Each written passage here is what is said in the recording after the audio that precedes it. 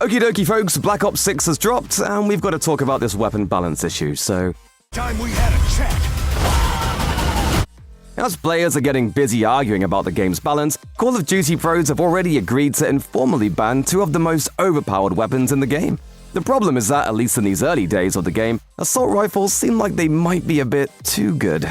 In particular, the pros have concerns about the Model L, which is reliably deadly even at long distances, and the XM4, which seems to be the strongest weapon in the game by far. Regular players are still enjoying the weapons, but a GA or gentleman's agreement among pro players has effectively removed both guns from the competitive scene. Right now, players are trying to solve the balance issues themselves, but with a few patches and another couple weeks of playing, the Black Ops 6 meta will probably look wildly different than it does right now. When a new multiplayer shooter comes out, there's usually a clear contender for the best weapon early on, and that top-tier weapon typically ends up falling out of favor once players get more familiar with the ins and outs of the game. With that in mind, while it does seem a little early in the Black Ops 6 lifecycle for pros to be banning weapons, content creator and esports analyst Ben Nassim helpfully explained the reasoning behind the agreement during a recent stream. Nassim acknowledged that gamers might have mixed feelings about the informal ban, saying, I know y'all don't like restrictive GAs. I don't like restrictive GAs. But I also don't think we want to watch a game where everybody's just running the same gun.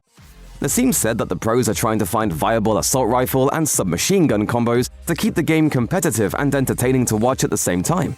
When you see the XM4 and the Model L in action, the informal ban makes a little more sense. The XM4 is ridiculously powerful. When you're in close-range combat, there just isn't another weapon that can really compete with it.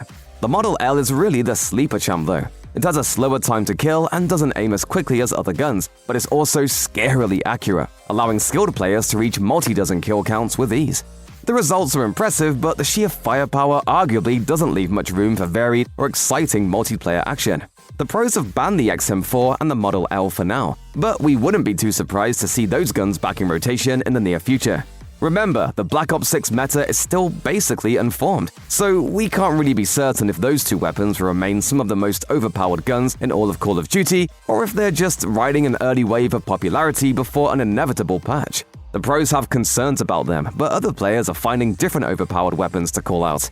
For instance, sniper rifles seem pretty strong in Black Ops 6, and the SVD is a current fan favorite.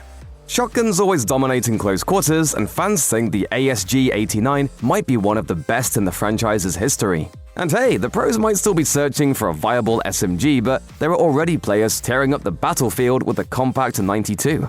In other words, the great gun debate is still raging, and likely will be for a while. Want to go to work with Daddy, baby? Huh?